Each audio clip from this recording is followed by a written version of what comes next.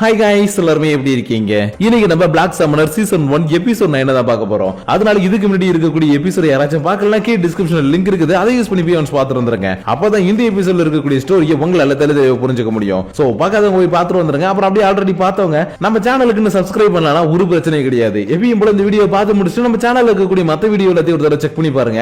அப்போ உங்களுக்கு பிடிச்சிருந்தா மட்டும் சப்ஸ்கிரைப் பண்ணி பெல் ஐகானை ஆல்ல வச்சுக்கோங்க. ஏன்னா நீங்க இப்ப பாத்துக்கிட்டு இருக்குது இன்ஃபினிட்டி அனிமேஷன் சேனல். வாங்க டைம் வேஸ்ட் பண்ணாம இந்த எபிசோடுக்குள்ள போயிடலாம். சோ இந்த எபிசோட ஓபன் பண்ணதும் கெல்வின் வாங்கின அந்த புது வீடு இருக்கு இல்லையா, இதுல எல்லாருமே உட்கார்ந்து ஜாலியா சாப்பிட்டுக்கிட்டு இருக்காங்க. ஆனா மெல்வினா மட்டும் சாப்பிட்டு முடிச்சதுக்கு அப்புறம் கெல்வினை பார்த்து திட்டிக்கிட்டு இருக்கா. ஏன்னா இவன் புது வீடு வாங்க போறான்ற விஷயம் இவளுக்கு தெரியாது இல்லையா. அதனாலதான் அங்க இங்கன்னு தேடி தெரிஞ்சதுக்கு அப்புறமேட்டு தான் இந்த இடத்துக்கு வந்து இவனை கண்டுபிடிச்சிருக்கா. அதனாலதான் நீ என்கிட்ட ஏன் சொல்லலன்ற மாதிரி கேட்க, ஓ அப்படியா சொல்ற, நீ போறதுக்கு முன்னாடி என்கிட்ட இருக்கக்கூடிய சர்வன்ட் நெட்வொர்க் எடுத்துட்டு போயிட்ட, அது உனக்கு ஞாபகம் இருக்குதான்னு கேட்கவும், ஆமா இல்ல சர்வன்ட் நெட்வொர்க் எடுத்துட்டு போயிட்டேன், சரி சரி ஒன்னும் பிரச்சனை இல்லைன்ற மாதிரி சொல்லிட்டு இருக்கும் போதே கெரால்டுக்கு மத்தவங்களுக்கு எல்லாம் இவ யாருன்னு சுத்தமா தெரிய மாட்டேங்குது. அதனால கெரால்டோ அரசு இவங்க யாரு எதுக்காக இங்க வந்திருக்காங்க, அது மட்டும் இல்லாம உங்களுடைய பேரெல்லாம் சொல்லி நல்ல உரிமையா வேற பேசுறாங்க, அதனால இவங்க யாருன்றது எங்களுக்கு சொல்லுங்க அரசு என்ற மாதிரி கேட்க கேள்வினோ சரி ஓகே உங்களுக்கு அடையாளம் தெரியல நம்ம சொல்லலாம்னு சொல்ல வரான். ஆனா அதுக்குள்ள இவளே எழுந்துகிட்டு, ஹே யாரும் கவலைப்படாதீங்க, என்னுடைய பேரு தான் மெல்வினா, இத்தனால உங்ககிட்ட வாய்ஸ் மூலமா பேசிட்டு இருந்தா இல்லையா, அது வேற யாரும் கிடையாது நான் தான். ஏன்னா நேத்திக்கு தான் கெல்வின் தன்னுடைய எல்லா பவரையும் யூஸ் பண்ணி சமன் பண்ணான். அது மட்டும் இல்லாம உங்க எல்லாரையும் இந்த இடத்துல நான் ஃபர்ஸ்ட் டைமா பாக்குறேன்றதுனால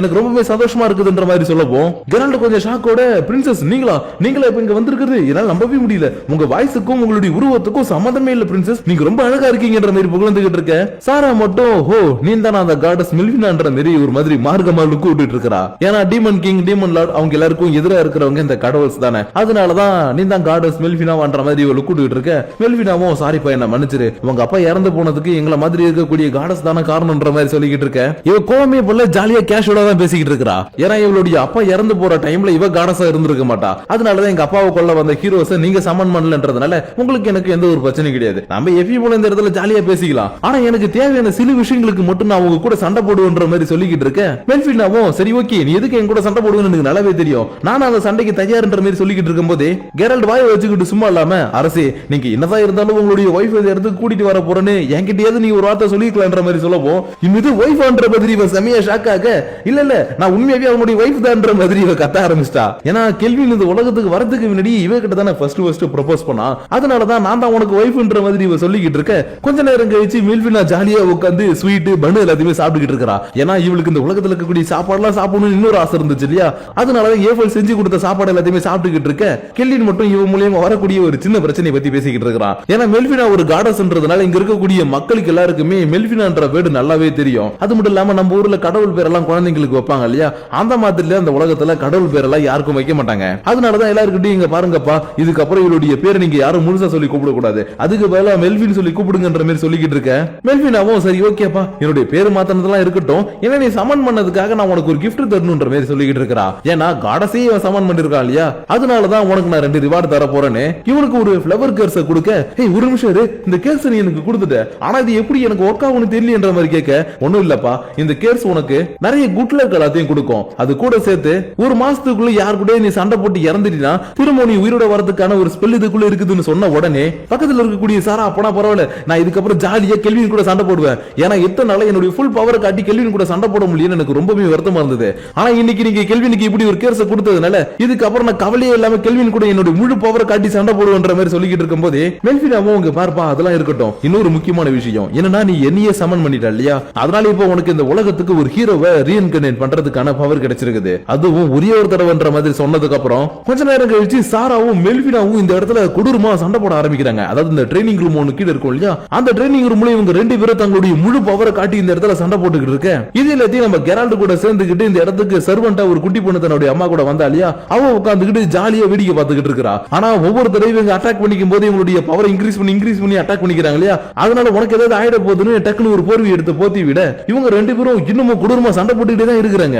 ஏன் ஒரு கட்டத்துல உன்னை நான் தோக்கடிக்காம விட மாட்டேன்னு சாரா விக்டரோட ஆர்மர் தானே யூஸ் பண்ணிக்கிட்டு இருக்கா, அதுல ஒரு மேஜிக்கை யூஸ் பண்ணி விக்டரோட அந்த டீமன் கையை வெளியில கொண்டு வந்து அட்டாக் பண்ண வர மெல்வினாவும் சரி ஓகே நான் என்னுடைய ஸ்பியரை கொண்டு வந்து அட்டாக் பண்றேன்னு இவளுடைய ஹெமல்டி ஸ்பியரை கொண்டு வந்து ஒரு அட்டாக் பண்றா. ஆனா அடுத்த செகண்ட் சில்லியா நொறுங்கி இவளுடைய கண்ணத்திலே ஒரு கோடை போட்டுடுது. ஏன்னா சாரா கிட்ட விக்டரோட ஆர்மர் இருக்கிறது மட்டும் இல்லாம இவ டீமன் லார்டோட பொண்ணுன்றதுனால அவருடைய மொத்த பவருமே இவளுக்குள்ள இருக்குது. அதனாலதான் நான் அசால்ட்டா உடைச்சிட்டேன்ற மாதிரி இவ பாத்துக்கிட்டு இருக்கும்போது இவ கையில இருந்த அந்த ஆர்மருடைய பவர் போயிட்டு இவளுக்கு ரொம்பவே டேமேஜ் கொடுக்க ஆரம்பிச்சிருச்சு. ஏன்னா இவ தன்னுடைய பவரை யூஸ் பண்ணி ஹெவன்லி ஸ்பியரை உடைச்சிருந்திருக்கலாம். ஆனா அதுக்குள்ள இருந்து வந்த பவரை இவளால தடுக்க முடியாது இல்லையா? அதனாலதான் போச்சேன்ற மாதிரி இவ கதறிக்கிட்டு இருக்க. இங்க பாருப்பா, நம்ம ரெண்டு பேருமே ஈக்குவலா இருக்கிறோம்ன்றது இதுலயே தெரிஞ்சு போயிடுச்சு. அதனால இன்னைக்கு நம்ம ரெண்டு பேரும் தேவையில்லாம சண்டை போட்டுட்டு இருக்க வேணாம். அதுக்கு பதிலா இன்னைக்கு நம்ம நைட்டு ஷேர் பண்ணிக்கலாம்னு சொல்லப்போம். கெரால்டுக்கு இவங்க எதை பத்தி பேசிக்கிட்டு இருக்காங்கன்னு சுத்தமா புரியல. அதனால இங்க பாருங்கப்பா, நீங்க இந்த இடத்துல வந்ததுல இருந்து நல்லா சண்டை போட்டு இருந்தீங்க. ஆனா கடைசியில ஏதோ ஷேர் அது இதுன்னு சொல்லிட்டு இருக்கீங்களே, என்னன்றது எனக்கு கொஞ்சம் தெளிவா சொல்லுங்கன்ற மாதிரி கேட்கவும் இவங்க லைட்டா சிரிச்சிட்டு, அதுவாப்பா அது ஒண்ணும் இல்ல, நைட்ல தனியா தூங்குனா தூக்கமே வர மாட்டேங்குது. அதனாலதான் கெல்வின் கூட தூங்கலாம்னு நாங்க ரெண்டு பேருமே பிளான் பண்ணோம். ஆனா என்ன, யார் தூங்குறது எங்களுக்குள்ள ஒரு பிரச்சனை. அதனாலதான் சரி ஓகே, சண்டை போட்டு யார் ஜெயிக்கிறாங்களோ அவங்க இன்னைக்கு தூங்கட்டும், இன்னொருத்தவங்க மறுநாள் தூங்கட்டும்னு நாங்க சண்டை போட்டு பார்த்தோம். ஆனா கடைசியில எங்க ரெண்டு பேருடைய பவர் ஈக்குவலா இருக்குதுன்றதுனால இப்ப நாங்க ரெண்டு பேருமே அவனை ஷேர் பண்ணிக்க போறோம்ன்ற மாதிரி சொல்லப்போம். இது ஷேர் பண்ணிக்க போறீங்களா? இல்ல இல்ல, நானும் ஷேர் பண்ணிப்பேன், என்னையும் உங்க கூடவே கூட்டிட்டு போங்கன்னு இந்த குட்டி பொண்ணு ஏதோ குச்சி மிட்டாய் வாங்கி தர மாதிரி கேட்க, கெரால்ட் உடனே பதறி போயிட்டு, ஏமா நீ சின்ன பொண்ணுமா, நீ இந்த மாதிரிலாம் பேசவே கூடாது, நல்ல பொண்ணா இருக்கணும்ன்ற மாதிரி சமாளிக்க ஆரம்பிச்சிட்டாரு. ஆனா இன்னைக்கு நம்மள ஷேர்ன்ற பேர்ல கூறு போட போறாங்கன்னு எதுவுமே தெரியாம நம்ம கெல்வின் மட்டும் வெளியில உட்கார்ந்துகிட்டு குழப்பத்தோட ஒரு விஷயத்தை யோசிச்சுக்கிட்டு இருக்கிறான். என்னன்னா இப்ப இவன் கிட்ட இருக்கக்கூடிய டீம் கொஞ்சம் ஒரு அளவுக்கு ஓகேவான டீம் தான். ஆனா இந்த டீம் வச்சுக்கிட்டு டீமன் லார்டை எதுக்க முடியுமான்னு கேட்டா அது கொஞ்சம் சந்தேகம். ஏன்னா ஒரு நாள் இவன் சாரா கூட சண்டை போடும் போது அவளுடைய பவரையே இவனால ஒரு அளவுக்கு தாக்கு பிடிக்க முடியாத அளவுக்கு இருந்திருக்கும். அது மட்டும் இல்லாம இன்னொரு பக்கம் இருக்கக்கூடிய அந்த ஹீரோஸ்ல இருக்காங்க இல்லையா, அவங்க கிட்டயும் பவர் ரொம்ப லோவா இருக்குது. சோ இப்படி இருக்கும்போது எப்படியா இருந்தாலும் டீமன் லார்டுடைய பிரச்சனை எல்லாமே என் கிட்ட தான் வந்து நிக்கும். அதனால இப்ப நான் என்ன பண்றதுன்னு எனக்கு தெரியலையே. இல்லனா மெல்வினா கொடுத்த அந்த பவரை யூஸ் பண்ணி ஏதாவது ஒரு புது ஹீரோ இந்த இடத்துக்கு கொண்டு வரலாமா, என்ன பண்ணலாம்ன்ற மாதிரி இந்த பக்கம் இவன் யோசிச்சுக்கிட்டு இருக்க. இன்னொரு பக்கம் இவனு கூறு போடுறத பத்தி பேசிட்டு இருந்த ரெண்டு பேர் இருக்காங்க இல்லையா, அவங்க ரெண்டு பேரும் ஜாலியா இன்னைக்கு ஹாட் டப்ல குளிச்சுக்கிட்டு இன்னைக்கு நைட்டு நம்ம என்னென்னலாம் பண்ணலாம்ன்றது எல்லாத்தையுமே டிஸ்கஸ் பண்ண ஆரம்பிக்க கரெக்டா இந்த இடத்துக்கு ஏஃபல் வரவும், இங்க பாருங்க நீங்க ஒரு சின்ன பிரச்சனையை பண்ணிட்டீங்கன்ற மாதிரி சொல்லிட்டு இருக்கா. என்னன்னா நம்ம கெல்வினுக்கு இவங்க அந்த பவர் கொடுத்ததுனாலதான் இன்னைக்கு உட்கார்ந்து அவன் குழம்பி யோசிச்சுட்டு இருக்கான் இல்லையா, அதனாலதான் இவன் மில்ஃபினா கிட்ட வந்து இந்த பிரச்சனையை சமாளிக்கிறதுக்கு உங்களால மட்டும் தான் முடியும். சோ நீங்க தானே அவரை சமன் பண்ணீங்க, அவரை சமன் பண்ணும்போது உங்களுக்கு என்னென்னலாம் பிரச்சனை வந்துச்சோ அதே மாதிரி மாஸ்டர் கெல்வினுக்கும் ஏதோ ஒரு பிரச்சனை வந்துருச்சு. அதனால அவருக்கு நீங்க கொஞ்சம் ஹெல்ப் பண்ணுங்கன்ற மாதிரி கேட்டுக்கிட்டு இருக்க. இன்னொரு பக்கம் நம்ம கெல்வி நேரா பண்ணிக்கிட்டு இருக்கான்னு பார்த்தா ஒரு ஓரமா நின்னுகிட்டு என்ன பண்றதே தெரியாம இன்னமும் குழம்பிக்கிட்டு தான் இருக்கிறான். அதனால இப்படி இவன் குழம்பிக்கிட்டு இருக்கும் போது, என் செல்லக்குட்டி என்ன பண்றீங்க, டக்குனு இந்த இடத்துல யாரோ ஒருத்தவங்க உனக்கு சாக்லேட் ஊட்டி விடுறாங்க சேரான்னு பார்த்தா எஃபில் சொன்னதுக்கு அப்புறம் மில்ஃபினா தான் இவன் கிட்ட பேசுறதுக்காக வந்திருக்கா. ஆனா இவளை பார்த்ததும் பாப்பா நீ தான் அப்படின்ற மாதிரி சாதாரணமா பேச ஆரம்பிக்க, ஹே இங்க பாருப்பா, உனக்கு நிறைய சந்தேகங்கள் பிரச்சனை இருக்குன்னு எனக்கு நல்லாவே தெரியும், அதெல்லாம் பத்தி என்கிட்ட சொல்லு, நான் தாராளமா உனக்கு அதெல்லாம் பத்தி எக்ஸ்பிளைன் பண்றேன். அதை விட்டுட்டு மனசுக்குள்ளே வச்சிருந்தா கண்டிப்பா உனக்கு குழப்பம் வந்துகிட்டே இருக்குன்ற மாதிரி சொல்லப்போம். இவனும் ஆமாப்பா எனக்கு ஒரு குழப்பமா இருக்குது, ஏன்னா இந்த உலகத்துல எத்தனையோ நல்ல அட்வென்ச்சர்ஸ் எல்லாம் இருக்காங்க, நல்ல பவர்ஃபுல்லான பர்சன்லாம் இருக்காங்க, ஆனா அவங்களெல்லாம் விட்டுட்டு எதுக்காக டீமன் லார்டை சமாளிக்கிறதுக்காக எங்களை மாதிரி ஹீரோஸ் சமன் பண்றீங்கன்ற மாதிரி கேட்க, இப்பதான் இவனுக்கு திரும்பவும் அந்த லாஜிக்கான விஷயத்தை எக்ஸ்பிளைன் பண்றான். ஆல்ரெடி ஒருத்தடி சொல்லியிருக்கிறா, ஆனா இவன் மறந்துட்டான். அதனாலதான் இங்க பாரு கேள்வின், இந்த உலகத்துல இருக்கக்கூடிய எல்லாருக்கிட்டையுமே பவர் இருக்குது, ஓரளவு கூட பவர் இருக்கிறாங்க, இருந்தாலும் டீமன் லார்ட் எப்ப கிரியேட் ஆவான், எங்க இருந்து வருவான், எப்படி வருவான்னு யாருக்குமே தெரியாது. அப்படி இருக்கும்போது அந்த டைம்ல அவனை எதிர்த்து சண்டை போடுறதுக்காக யாரும் இல்லனா இந்த உலகத்தையே அழிச்சிருவான் இல்லையா. அதனாலதான் எங்களால முடிஞ்ச அளவுக்கு காடசான நாங்க எல்லாரும் நல்ல பவர்ஃபுல்லான ஹீரோஸை சமன் பண்ணி இந்த டீமன் லார்டை போட்டு தள்ளுறதுக்காக நிறைய விஷயங்களை பண்றோம். ஏன் உனக்கு இன்னும் புரியுற மாதிரி சொல்லணும்னா, இங்க இருக்கக்கூடிய மக்களுக்கு இருக்கக்கூடிய பவரை விட நாங்க சமன் பண்ணக்கூடியவங்க நல்ல பவர்ஃபுல்லா இருப்பாங்க. ஆனா அந்த சமனிங்ல ரெண்டு டைப் இருக்குது. ஒன்னு அப்படியே அவங்களை டெலிபோர்ட் பண்ணி இந்த உலகத்துக்கு கூட்டிட்டு வருது, இன்னொன்னு அவங்க இறந்ததுக்கு அப்புறம் அவங்களுக்கு பவரை கொடுத்து அவங்களை இந்த உலகத்துக்கு அனுப்பி வைக்கிறது. ஏன்னா அவங்களை அப்படியே இந்த உலகத்துக்கு டெலிபோர்ட் பண்றதுனால எக்கச்சக்கமான பவரும் மேஜிக்கும் தேவைப்படும். ஆனா அதுவே இறந்து போன ஒருத்தவங்களை இந்த உலகத்துக்கு சமன் பண்றோம்னா ரொம்பவே கம்மியான பவர் தான் தேவைப்படுன்றதுனால அவங்களுக்கு எக்கச்சக்கமான பவர் கொடுத்து ரொம்பவே ஸ்ட்ராங்கான ஆளா மாத்த முடியும். அதனாலதான் நாங்க ரெண்டு டைப்லயும் அப்பப்ப இந்த உலகத்துக்கு ஹீரோஸையும் உன்ன மாதிரி சமனர்ஸ் நாங்க ரீஎன்கார்னேட் பண்ணுவோம் சொல்லுவோம். அப்பனா நீ சொல்றபடி பார்த்தா நான் ரீஎன்கார்னேஷன் தான் பண்ணணுமான்ற மாதிரி கேட்க, டக்குனு இவன் கணத்துல கை வச்சுக்கிட்டு, இங்க பாரு செல்லக்குட்டி, நீ உடனே எதுவுமே பண்ணணும் அவசியம் இல்ல, நீ என்ன பண்ணணுமோ அதை பத்தி நல்லா யோசி, அதுக்கப்புறம் நீ ரீஎன்கார்னேஷன் பண்ணணுமா இல்ல டெலிபோர்டேஷன் பண்ணணுமான்றது எல்லாத்தையுமே முடிவு பண்ணிக்கலாம்ன்ற மாதிரி சொல்லிட்டு இவ கிளம்பி போக, கேள்வினும் நல்லா யோசிச்சு பார்த்துட்டு சரி ஓகே நம்ம டீம் நல்லா ஸ்ட்ராங்கா மாறணும்னா எனக்கு இதை விட்டா வேற வழி கிடையாது, ஏன்னா இதுக்கப்புறம் வரப்போற நாட்கள் எப்படி இருக்க போகுதுன்றத நான் லைட்டா கெஸ் பண்ணிட்டேன். அதனால இப்ப நம்ம டீம் உடைய பவர் இன்க்ரீஸ் பண்றதுக்காக நான் ஒருத்தவங்களுக்கு ரீஎன்கார்னேட் பண்ண போறேன். அதனால கொஞ்ச நேரத்துக்கு மட்டும் நீங்க உள்ள இருங்கன்னு சமன் பண்ண எல்லாரையும் திரும்ப தனக்குள்ள கொண்டு போயிட்டு இங்க இருக்கக்கூடிய ஒரு ஹீலிங் போஷனை குடிச்சிட்டு டக்குனு ஒரு சமனிங் போர்ட்டலை கிரியேட் பண்ணப்போம். இதுக்குள்ள இருந்து யாராச்சும் வராங்களான்னு பார்த்தா யாருமே வரல. இதுக்குள்ள இருந்து யாரா வர போறாங்கன்னு பார்த்தா கிட்டத்தட்ட ஒரு மணி நேரத்துக்கு யாருமே வரல. அதனால என்னப்பா இது ரொம்ப நேரமா ஆச்சு இது யாருமே வரல, ஒருவேளை இது ஒர்க் ஆகலையன்ற மாதிரி எம்எல்ஏ கிட்ட கேட்கவும், ஹே அப்படிதான் இல்லப்பா, என் இடத்துல இப்போதைக்கு என்னுடைய அசிஸ்டன்ட் தான் இருக்கிறா, அவளுக்கு இந்த வேலை எல்லாம் சரியா தெரியாது, அதனால கொஞ்ச நேரம் மட்டும் வெயிட் பண்ணுப்பா, சீக்கிரமா நீ கேட்ட அளவுக்கு பவர்ஃபுல்லான ஒரு ஆள் இந்த இடத்துக்கு ரீஎன்கார்னேட் பண்ணுவான்ற மாதிரி சொல்லிக்கிட்டு இருக்கும் போதே இந்த சர்க்கிள்ல சின்ன சின்ன சேஞ்சஸ் எல்லாம் ஏற்பட ஆரம்பிக்க, மெல்வினாவோ ஹே கில்வின் தயாராரு, நீ கேட்ட மாதிரி ஒரு ரீஎன்கார்னேஷன் இப்ப அவங்க பண்ண போறாங்க,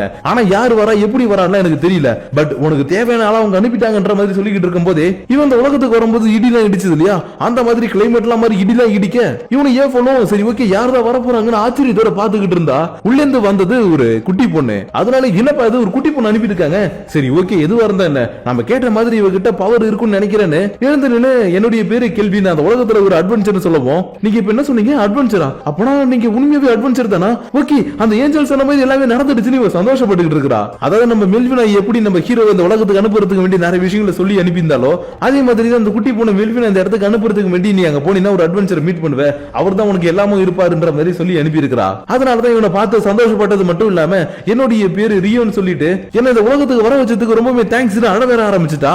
ஆனா எதுக்கு அழுவுற ஏன் அழுவுறான்னு இவனுக்கு தெரியாது இல்லையா, அதனால ஏமாழுவுறன்ற மாதிரி கேட்டுக்கிட்டு இருக்க. அடுத்த செகண்ட் இந்த இடத்துல மயக்கம் போட்டு வேற விழுந்துட்டா. அதனால என்னாச்சு ஏன் இந்த மாதிரி நடக்குதுன்ற மாதிரி பாத்துக்கிட்டு இருக்கும்போது இவனுக்கு மயக்கம் வந்து பொதுனு கீழே விழுந்துட்டான். பிகாஸ் இவன் நிறைய மேஜிக் யூஸ் பண்ணி இவளை வர வச்சிருக்கான் இல்லையா, அதனால இவனுக்கு கொஞ்சம் டயர்ட் ஆயிருக்கும். அது மட்டும் இல்லாம இந்த பொண்ணு இந்த உலகத்துக்கு இப்பதான் ஃபர்ஸ்ட் டைம் வரா இல்லையா, அதனாலதான் இவனுக்கு கொஞ்சம் டயர்ட் ஆகி கீழே விழுந்துட்டா. ஆனா இது எல்லாத்தையும் பாத்துக்கிட்டு இருக்கக்கூடிய ஏஃபல் தான் பாவம் ஐயோ யாராவது காப்பாத்துங்கன்ற மாதிரி கத்திட்டு இவங்க ரெண்டு பேரையும் கொண்டு போய் ரூம்ல படுக்க வச்சிட்டாட்டுக்கு. அதுக்கப்புறம் கொஞ்ச நேரம் கழிச்சு இந்த ரீஅன்கனேட்டான அந்த புது பொண்ணு இருக்கா இல்லையா, அவன் மட்டும் இப்ப தூக்கத்துல இருந்து எழுந்து பார்த்துட்டு இப்ப நான் எங்க இருக்கிறேன் இது என்ன இடம்ன்ற மாதிரி ஃபர்ஸ்ட் பாத்துக்கிட்டு இருக்கா. அதுக்கப்புறமேட்டு தான் இவளுக்கு ரீஅன்கனேட்டான அந்த விஷயம் எல்லாம் ஞாபகம் வரப்போ ஆமால இப்ப நான் வேற ஒரு உலகத்துல இருக்கிறேன் ஜாலி, நான் இப்ப நான் சுத்தி பார்க்கலாம் நிறைய இடத்துக்கு போலான்னு கதவை திறந்துட்டு வெளியில இருக்கக்கூடிய கார்டன்ல வந்து ஜாலியா ஓடிக்கிட்டு இருக்கா. ஏன் ஒரு இடத்துல கால் தடுமாறி கீழே விழுந்ததுக்கு அப்புறம் கூட இவ அழுகாம இந்த புல்லுடைய வாசத்தை எல்லாத்தையும் மோந்து பார்த்துட்டு இந்த புல்லுடைய வாசத்தை மோந்து பார்த்து எவ்வளவு நாள் ஆச்சு, இதோட ஸ்மெல் எனக்கு ரொம்ப பிடிச்சிருக்குது. அது மட்டும் இல்லாம இந்த வானம் எவ்வளவு நட்சத்திரம் சூப்பரா இருக்குதுன்ற மாதிரி சொல்லிக்கிட்டு இருக்கும் போதே நம்ம கேள்வி இன்னும் தூக்கத்துல இருந்து எழுந்து வந்து என்னப்பா உனக்கு இந்த இடம் எல்லாம் பிடிச்சிருக்குதான்ற மாதிரி கேட்க இவன் எந்த ஒரு பதிலும் சொல்லாம அமைதியா உட்கார்ந்து இருக்க. ஓ அப்பனா இந்த உலகம் உனக்கு பிடிக்கலையாப்பா, சாரிப்பா நான் மன்னிச்சிரு, நான் இந்த இடத்துக்கு ஒரு ஸ்ட்ராங்கஸ்டான பர்சன் வேணும்னு தான் நிறைய பண்ணேன், ஆனா உனக்கு விருப்பம் இல்லைன்னா சொல்லு நான் அந்த இடத்துல இருந்து அனுப்பி விட்டுறேன், ஏன்னா எனக்கு இந்த உலகத்துக்கு வரும்போது இப்படிதான் இருந்துச்சுன்ற மாதிரி சொல்லப்போம். ஒரு நிமிஷம் இந்த உலகத்துக்கு நீங்க வந்தீங்களா, அப்பனா நீங்களும் ஒரு ரீஅன்கனேட் கேட்க ஆமாப்பா நான் இந்த உலகத்துக்கு ரீஅன்கனேட் பண்ணி தான் வந்தேன் அப்படின்ற மாதிரி சொல்லவும் அப்பனா தயவு செஞ்சு என்ன இங்க இருந்து அனுப்பிடாதீங்க நான் உங்க கூடவே இங்கே இருந்துடுறேன்ற மாதிரி இவ சொல்லிக்கிட்டு இருக்கா. ஏன்னா இவ இதுக்கு முன்னாடி இருந்த உலகத்துல பிறந்ததுல இருந்து ஒரு நோயால பாதிக்கப்பட்டு ரூமை விட்டு கூட வெளியில போக முடியாத அளவுக்கு எப்பயுமே ட்ரிப்ஸ் ஏத்திக்கிட்டு தான் படுத்து கிடந்திருக்கா. ஆனா அந்த சமயத்துல இவளுக்கு ஆறுதலா இருந்தது எல்லாமே இவ படிச்சுக்கிட்டு இருந்த அட்வென்ச்சர் புக்கும் ஃபேண்டசி புக்கும் தான். ஏன் ஒரு கட்டத்துல நான் இறந்ததுக்கு அப்புறம் ஒரு ஃபேண்டசியான உலகத்துக்கு போகணும்னு வேற இவ ஆசைப்பட்டு இருந்திருக்கா. அதுக்கேற்ற மாதிரி தான் இப்ப ஒரு ஃபேண்டசியான வேர்ல்டுக்கு வந்திருக்கா இல்லையா, அதனால இங்க பாருங்க என்ன தயவு செஞ்சு திரும்ப அனுப்பாதீங்க, நான் உங்க கூடவே இங்கே இருக்கிறேன், நீங்க நான் ஒரு சின்ன பொண்ணா இருக்கிறேன்னு இங்க என்ன துரத்தி விட்டுறாதீங்கன்ற மாதிரி கேட்க எப்பா இங்க பாரு நான் உன்னை அதெல்லாம் செய்ய மாட்டேன், நீ என் கூட தாராளமா இருக்கலாம், அது மட்டும் இல்லாம இங்க இருக்கும்போது யாராச்சும் உன்னை பார்த்துட்டு நீ யாருப்பான்னு கேட்டா என்னுடைய தங்கச்சின்னு சொல்லு, ஏன்னா இது வரைக்கும் நான் இருக்கக்கூடிய இந்த கிங்டம்ல இருக்கிறவங்க யாருமே உன்னை பார்த்தது இல்லையா, அதனால யாராச்சும் உன்னை பார்த்து யாருன்னு கேட்டாங்கன்னா நீ என்னுடைய தங்கச்சின்னு சொல்லிக்கொன்ற மாதிரி சொல்லவும் அப்பனா நான் உங்களை இதுக்கப்புறம் பிரதர்னு சொல்லி கூப்பிடுறேன், இல்ல நம்ம ஜாப்பனீஸ் லாங்குவேஜ்ல உங்களை இதுக்கப்புறம் நான் ஒனிச்சா இப்படி சொல்றது பிக் ஒனிச்சா இல்ல சின்ன ஒனிச்சா ஒனிச்சானே நான் கூப்பிடுறேன் அப்படின்னு கியூட்டா சொல்லவும் கேள்வினும் சரி ஓகேப்பா நீ இப்படியே கூட்டுக்க எனக்கு ஒரு பிரச்சனை கிடையாது, ஆனா உன்னுடைய பேரை மட்டும் நம்ம மாத்தி ஆகணும், ஏன்னா உன்னுடைய ரியோன்ற பேரை யாராச்சும் கேட்டாங்கன்னா என்ன இது வித்தியாசமா இருக்குது அப்படின்ற மாதிரி யோசிப்பாங்க, அதனால உன்னுடைய பேரை நான் மாத்தி ஆகணும்ன்ற மாதிரி சொல்லவும் ஓ அப்படியா ஒனிச்சா அப்பனா என்னுடைய பேரை நீங்க ரியான்னு மாத்திருங்க அதுதான் எனக்கு பிடிக்கும், ஏன்னா நான் கேம் விளையாடும் போதா இருந்தாலும் சரி இல்ல கற்பனை கதை கண்டாலும் சரி அதுல என்னுடைய பேரை நான் ரியான் தான் யோசிப்பேன்ற மாதிரி சொல்லவும் ஓ அப்படியா சரி ஓகே இதுக்கப்புறம் நான் உன்னை ரியான்னு கூப்பிடுறேன்னு சொல்லிக்கிட்டு இருக்கேன். ஐயா ஜாலி எனக்கு புது பேர் வச்சுட்டாங்க, அது மட்டும் இல்லாம எனக்கு ஒரு ஒனிச்சா கிடைச்சிருக்கிறாரு கத்திக்கிட்டு இருக்க.